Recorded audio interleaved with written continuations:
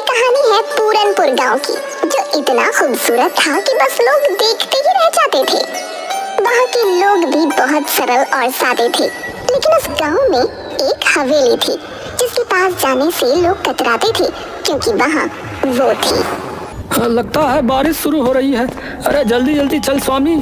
हाँ हाँ चल रहा हूँ, लेकिन तू ये हवेली की तरफ क्यों ले जा रहा है भाई? अरे ये छोटा रास्ता है ना। हाँ ये बात तो है। चल जल्दी चल। लेकिन जैसे ही वो लोग हवेली के पास पहुँचे तो बारिश बहुत तेज हो गई और ओले भी गिरने लगे। अरे भगवान, ओले गिरने लगे। अरे भैया मेरा तो सिर ही फूट जाएगा इन ओलों से। हाँ। अरे जल्दी कोई छत ढूंढ। अरे अरे सामने वो हवेली है ना, इसमें चलते हैं चल। अरे नहीं नहीं भैया, उस हवेली में मत जा। अरे तुझे रुकना है तो रुक, लेकिन मैं तो जा रहा हूँ अंदर। मुझे चोट खाने का कोई शौक नहीं है, समझा?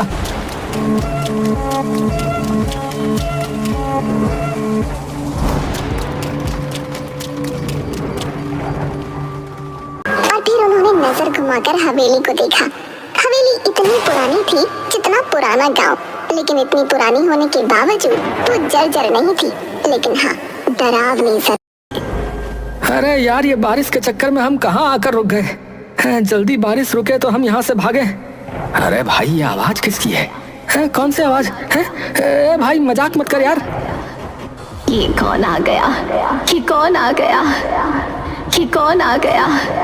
उन लोगों ने घूम कर देखा तो हवेली के एक कोने में अजीब सी बुढ़िया बैठी थी, जिसके सफेद बाल खुले हुए थे और वो कुछ बड़बड़ा रही थी। दोनों डर से कांप उठे और फौरन बाहर भागे।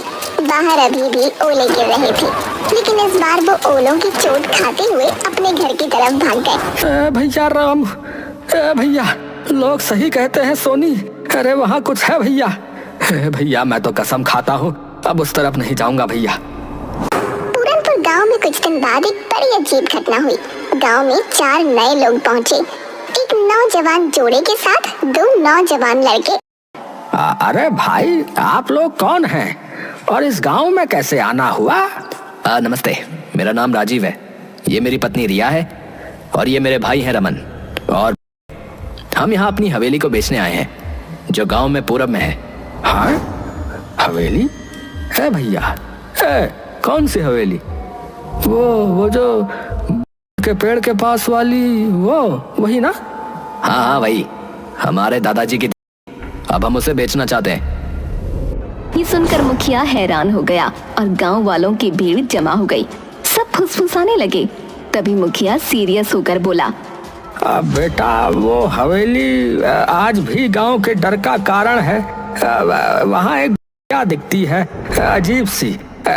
कोई नहीं जानता कि वो असली है या है। कोई भूत है पता नहीं, या फिर हमारा वहम है। गांव में ऐसी अफवाहें आम होती हैं। हमने भी शहर में ऐसे किस्से खूब सुने। अगर वहाँ कोई बढ़िया होती तो अब तक किसी ने वीडियो बना लिया होता ना। मैं तो वहाँ की तस्वीरें इंस्टाग्राम पर कौन डरता है भूत से? हम सब आज ही हवेली में जाकर देखेंगे और कल ही उसके कागज फाइनल कर लेंगे। रामू और स्वामी भी वहाँ खड़े थे। दोनों की आंखों में डर था, लेकिन आखिर वो पड़े। भाई साहब मत जाइए, हमने अपनी आंखों से देखा है उसे। इंसान नहीं लगती। हाँ उसके पास जाने से जान पे बनाती है। हाँ बता रहा। अगर वो हवेली मेरी है तो मुझे ही देखना चाहिए ना कि उसमें क्या है। ये कहकर वो चारों हवेली की ओर बढ़े। जैसे ही वो हवेली के पास पहुँचे, सबने उसे निहारा। हवेली पुरानी जरूर थी, लेकिन उसकी दीवारों पर एक अजीब किस्म की चमक थी। वाओ, ये हवेली तो किसी राजमहल जैसी लगती है। इतनी मजबूत दीवारें, कितनी भव्य। यार ये बेचेंगे तो करोड़ों मिलेंगे भाई। चलो अंदर चलते हैं, मैं तो इसका वीडियो बना रहा हूँ। जैसे ही वो अंदर घुसे, एक ठंडी हवा का झोंका आया, जैसे किसी ने उन्हें छुआ हो। इन चारों ने नजरअंदाज किया। अंदर का हॉल अब भी चमक रहा था, जैसे समय ने उसे छीना हो। राजीव वहाँ खड़ा होकर बोला, सोचो यार, इतने बड़े हॉल में लोग रहते हैं। वाओ यार। Serious? What? A royal life? लेकिन यार ये कैसी आवाज है? ये कौन आ गया? ये कौन आ गया? ये कौन आ गया? कोई बोल रहा है शायद। चलो उस तरफ चलते हैं, देखती हूँ कौन इतनी एक्टिंग कर रहा है। चारों उस कोने की ओर बढ़े, लेकिन वहाँ कुछ था। तभी चमगादड़ों का एक झुंड छत से निकला। रिया चीख पड़ी।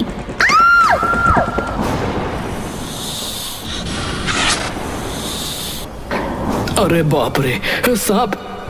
अरे भागो भाई! हे भगवान, ये हवेली तो जंगल हो रखी है। अफवाहों का भूत और असली जानवरों का आतंक। राजीव, रिया, रमन और प्रेम हवेली की सुंदरता और रहस्यमयी माहौल से प्रभावित होकर वहां से निकलने ही वाले थे कि अचानक हवेली के अंदर एक अंधेरे कोने में कुछ हिलता डुलता दिखा। सभी की निगाहें उस कोने की ओर मुड़ी। वहाँ एक औरत बैठी थी, उसी हवेली की वही रहस्यमयी बुढ़िया जिसकी गांव वाले करते थे। खुले सफेद बाल, सूखी सिलवटों वाली त्वचा और पत्थर आंखें। वो देखो, वहाँ कोई है। चलते हैं। ये वही बढ़िया लगती है। नहीं यार, अब जब सामने दिख रही है तो बात करनी चाहिए। रिया साहस करके धीरे धीरे उस बुढ़िया के पास गई। जैसे ही वो पास पहुंची, बुढ़िया अचानक कांपती हुई खड़ी हो गई। आप कौन है? यहाँ क्या कर रही है? तुम लोग क्यों आए हो? यहाँ क्यों आए हो? यहाँ कोई नहीं आता, फिर तुम क्यों आए हो? हम इस हवेली को बेचने आए हैं। ये हमारे दादा की हवेली है। और आप? मैं खजाने की रखवाली कर रही हूँ। खजाना? हाँ, बहुत साल पहले मैंने इस हवेली में खजाना छुपाया था, पर अब याद नहीं कहाँ रखा है, कहाँ दफना दिया, समझ नहीं आता। बुढ़िया के खजाना शब्द ने चारों के मन में एक साथ बिजली की लालच जगा दिया। उनकी आंखों में अब हवेली की कीमत से ज्यादा उस अदृश्य खजाने की चमक आने लगी। अगर ये खजाने की बात सच हुई तो हम करोड़पति बन सकते भाई। और जब खजाना मिल जाए, इस बुढ़िया को यहाँ से निकाल फेंकेंगे। डराने के अलावा करते क्या ये? बिल्कुल भाई, पहले मिठास फिर लात। हाँ, चलो खोजना शुरू करें। अम्मा, वो खजाना कहाँ है? क्या पता। वो सब लोग पूरी हवेली में खजाना ढूंढने लगे। बुढ़िया भी दीवारों को थपथपाती, जमीन को सूंघती, जैसे कुछ याद करने की कोशिश कर रही हो। लेकिन 4 घंटे तक पूरी हवेली छान मारने के बाद भी कुछ नहीं मिला। अब तो रात होने वाली है यार, मिला। शायद ये औरत पागल है। हम कल फिर आएंगे, तब तक आप याद करने की कोशिश करना। खजाना कहाँ है? चारों लोग गांव लौट आए। गांव वालों को जब ये पता चला कि उन्होंने बुढ़िया से बात और खजाने की भी बात सुनी, तो पूरा गांव भौचक्का रह गया। क्या तुमने उससे बात की? उसने सच में खजाने की बात कही? हम बरसों से डरते आए हैं उस हवेली, और तुम लोग खजाना ढूंढ रहे हो। अगर सच में खजाना हुआ तो हम सबको फायदा होगा। फिर कल चलो हमारे साथ। अगर कोई खजाना मिला तो हिस्सा मिलेगा। गांव वाले पहले तो हिचकिचाए, लेकिन हिस्सा शब्द सुनकर उनकी आंखों में भी चमक आ गई। अगले दिन राजीव, रमन, प्रेम, रिया के साथ गांव के 10-12 लोग भी हवेली पहुंचे। वो देखो भाई, वही बुढ़िया। हे भगवान, मुझे यकीन नहीं हो रहा है मैं यहाँ वापस आ गया। चलो सब, आज इस हवेली का कोना कोना उलट डालो। चलो। लोगों ने हवेली के हर को अच्छी तरह देखा, यहाँ तक कि बाहर बगीचे में खुदाई भी शुरू कर दी। कुछ घंटे बीते, लेकिन कहीं कुछ नहीं मिला। तभी रामू की नजर हवेली के पिछले हिस्से पर गई, जहाँ छत का एक हिस्सा टूट कर गिरा हुआ था। अरे ओ भैया, इधर आओ, देखो यहाँ कुछ है शायद। कहाँ? अरे ये मलबा हटाओ, इसके नीचे कुछ है। सबने मिलकर मलबा हटाया और नीचे एक पुराना पत्थर निकला जो जमीन से अलग दिख रहा था। जैसे ही उसे हटाया गया, नीचे सीढ़ियां दिखाई दी, एक तहखाने की ओर जाने वाली। तहखाना? ये तो बिल्कुल फिल्मी सीन बन गया। चलो अंदर। वो लोग बारी बारी तहखाने में उतरे। तहखाने में घुप अंधेरा था, सीलन भरी हवा और मकड़ी के जाले। सबने अपनी मोबाइल की फ्लैश लाइट जलाकर जगह जगह टटोला। तभी रमन की नजर एक लोहे के पुराने संदूक पर। ओ इधर देखो यार, कुछ मिला है। एक संदूक। अरे यार जल्दी निकालो इसे यार। संदूक भारी था, लेकिन गांव वालों की मदद से बाहर ले आया गया। जैसे ही बुढ़िया ने उसे देखा, वो पागलों की तरह झूमने लगी। मिल गया मेरा खजाना, मिल गया मेरा खजाना। मेरा खजाना। चारों लोग एक्साइटेड हो गए। अब उन्होंने फटाफट संदूक खोला, लेकिन उसके अंदर जो था वो देखकर सबकी रूह कांप गई। ये क्या है? ये तो किसी का कंकाल है। चारों तुरंत पीछे हट गए, लेकिन बुढ़िया संदूक को पकड़कर बैठ गई। उसकी आंखों से आंसू बहने लगे। ये क्या है? तुमने तो कहा था खजाना है। जवाब दो, ये क्या है? बताते हो, सारा सच बताते हो। बुढ़िया ने बताना शुरू किया कि उसका नाम गौरी था। एक समय में जवान, सुंदर और भोली भाली गौरी अपने पति और ससुर के साथ इस हवेली में रहती थी। पर किसे पता था कि जिस घर को वो स्वर्ग समझती थी वो एक दिन उसका नर्क बन जाएगा। बाबूजी, वो आपकी बहू ना माँ बन गई। देखिए, बेटी हुई है, कितनी सुंदर है ना। क्या बेटी? तुझे शर्म नहीं आती है? हमारे खानदान में बेटी नहीं होती, बेटा चाहिए था, बेटा। मुझे तो इससे बात भी नहीं करनी, निकम्मी औरत। गौरी के पति ने न तो बेटी को गोद में लिया, न कभी उसकी शक्ल देखी। बच्ची के जन्म के साथ ही मानो हवेली का हर कोना ठंडा और बेरंग हो गया। गौरी अकेली। अब मैं क्या करूं? मुझे बेटा चाहिए, कोई उपाय बताओ। उपाय है। पड़ गई। अपनी नन्ही जान को सीने से लगाकर हर दिन अपमान और तानों से लड़ती। अपनी बेटी की बलि चढ़ाओ, रक्त की आग में पुत्र की राख से जन्म होगा। उसने बिना कुछ सोचे तांत्रिक की बात मान। एक रात हवेली के तहखाने में जहां अंधेरा रहता था, वहीं उसने अपनी ही बेटी की हत्या कर दी। उसके साथ उसका ससुर, 2 नौकर भी थे। सबने देखा लेकिन सब चुप थे। उधर गौरी की आंख खुली तो बच्ची को न देखकर तड़प उठी। मेरी बच्ची कहाँ है? वो तो मेरे साथ थी। गौरी उसे हर जगह ढूंढते हुए आखिरकार तहखाने की ओर भागी और वहां का नजारा देख चीख पड़ी। ये क्या कर दिया तुमने? मेरी बच्ची! गौरी पागल हो गई। उसके भीतर की मां जल उठी। उसी तहखाने में पड़ा एक बड़ा चाकू उठाया और एक एक करके सबका खात्मा कर दिया। मेरी बच्ची के खून से कोई भी लगेगा तुझे, सिर्फ अभिशाप लगेगा तुझे। सब मारे गए और गौरी वहीं तहखाने में अपनी मरी हुई बच्ची की लाश को सीने से लगाए घंटों बैठी रही, शायद कई दिन। और फिर एक दिन उसने उस नन्ही लाश को एक संदूक में बंद किया, जैसे वो कोई खजाना हो। सो जा मेरी रानी, अब कोई तुझे नहीं छीन सकता, तू मेरा अनमोल खजाना है। वो संदूक लेकर वहीं तहखाने में बैठी रही। वक्त के साथ सब बदल गया। हवेली सुनसान हो गई और जब वो एक दिन ऊपर आई तो छत का एक हिस्सा गिर पड़ा। तहखाने का रास्ता हमेशा के लिए बंद हो गया। गौरी ऊपर रह गई और संदूक नीचे छुप गया। यादें धुंधली हो गईं, पर उसका पागलपन वही रहा। गौरी की आंखों से आंसू झर रहे थे। सामने बैठे राजीव, रिया, रमन और प्रेम सन्न थे, जैसे किसी ने उनकी जुबान छीन ली हो। ये सब सच है?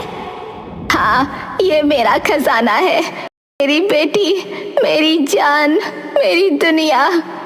पागल औरत, ये खजाना है? हड्डियां और सड़ती यादें हैं? राजीव उस संदूक को लात मारकर दूर फेंक देता है। ये देखकर उस बुढ़िया को बहुत तेज गुस्सा आ गया। वो पागलों की तरह चिल्लाने लगी, नहीं, ये मेरी बच्ची है। तेरी कैसे हुई मेरी बच्ची को लात मारने की? वो पगलाई हुई औरत अब उस संदूक को गोद में लेकर हवेली के अंदर की लगी। उसकी चीखें हवेली की दीवारों से टकरा कर लौट रही थीं। मेरा खजाना, मेरी बेटी, मुझसे कोई नहीं छीन सकता। अरे अब बहुत हो गया, पागल औरत ने दिमाग खराब कर दिया है। चलो यहाँ से, फिर इस हवेली को बेच डालते हैं। चलो। हाँ यार, खजाना तो निकला नहीं, अब हवेली चलो। सबने सोचा कि किसी भी तरह बुढ़िया को पकड़कर बाहर फेंक देंगे, लेकिन उन्हें नहीं पता था कि ये इतना भी आसान नहीं होगा। वो लोग हवेली के अंदर की तरफ जाते हैं तो राजीव फर्श पर बिछे कालीन पर पैर रखता है और गड्ढे में गिर जाता है जो कालीन से था। राजीव, कहाँ गए तुम? ये क्या हो रहा है? ये सब उस पगली औरत का जाल है। अरे भागो यहाँ से भैया। रिया एक कमरे में भागती है, लेकिन वहाँ का दरवाजा बंद हो जाता है और अंदर से सैकड़ों चूहे निकल आते हैं। रिया चीखने लगती है। उधर प्रेम जैसे तैसे भागता है, लेकिन गलियारे में फिसल जाता है क्योंकि फर्श पर तेल फैला था। तुम लोग मेरा खजाना नहीं छीन सकते। बुढ़िया अपने जालों से बहुत खुश थी, पर उसी समय गांव के और लोग भी वहां पहुंच गए। उन्होंने सब कुछ देखा और एक साथ मिलकर बुढ़िया को पकड़ने की कोशिश की। अरे अब बस, तुमने बहुत डर फैलाया, अब तुम्हें रुकना होगा। बहुत संघर्ष के बाद बुढ़िया को पकड़ लिया गया। राजीव उठ खड़ा हुआ और बोला, मैं पुलिस बुलाता हूँ। हाँ, ये औरत पागल है, हमें मारना चाहती थी।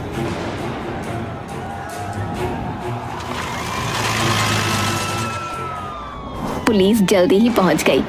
सर, हम तो ये हवेली बेचने आए थे। ये औरत हम पर हमला कर रही थी। पागल है सर ये। हाँ, मैं पागल हूँ, लेकिन ये हवेली मेरी है, मेरे खून से सींची गई है। तुम लोग इसे अपना कहते हो, क्या सबूत है तुम्हारे पास? पुलिस को बुढ़िया की बात सही लगी, इसीलिए उन्होंने उनसे कागज मांगे, सबूत मांगे, लेकिन चारों लोगों के पास कुछ नहीं था, न कोई दस्तावेज, न कोई अधिकार। गांव वाले भी अब शंका से भर उठे। राजीव, बताओ, इस हवेली का इतिहास है, बोलो। वो हम तो बस अरे वो क्या कर रहा है? हमें फोन करके तो नहीं बुलाया ना, लेकिन अब लग रहा है कि तेरा झूठ पकड़ में आ चुका है। अब चुपचाप सच बोल दे, वरना सीधे जेल ले जाएंगे तेने। हाँ, हमने हवेली पर कब्जा करने की कोशिश की थी ताकि उसे किसी फॉरेनर को बेचकर पैसे कमा सकें। हमें किसी ने यहाँ के बारे में बताया था, तो हमने सोचा कि गांव वालों को बेवकूफ बनाकर अपना काम निकालेंगे। हमें माफ कर दीजिए। हैं? माफी? हाँ, जरूर मिलेगी ना माफी। चलो सीधे थाने चलो, वहीं करेंगे तुम्हें सब माफ। पुलिस ने चारों को गिरफ्तार कर लिया। फिर रामू आगे आया, उसने सबको देखा और बोला, इतनी बड़ी कहानी हो गई, हमें आज पता चल रहा है। देखो भैया, गांव वालों, मुझे लगता है कि हमें इस बच्ची का जो है अंतिम संस्कार करना चाहिए। ये जरूरी है भैया। सबने मिलकर उस मासूम बच्ची की अस्थियों का विधि पूर्वक अंतिम संस्कार किया। बुढ़िया फूट फूट कर रोती रही, उसकी सालों की पीड़ा अब बह रही थी। उसके बाद पुलिस ने बुढ़िया को एक मानसिक चिकित्सालय भेज दिया, पर कहानी यहीं खत्म नहीं हुई। गांव वालों ने उस हवेली को एक बालिका विद्यालय में बदल दिया। बाहर एक पट्टिका लगी जिस पर लिखा था, गौरी कन्या विद्यालय, एक माँ की याद में।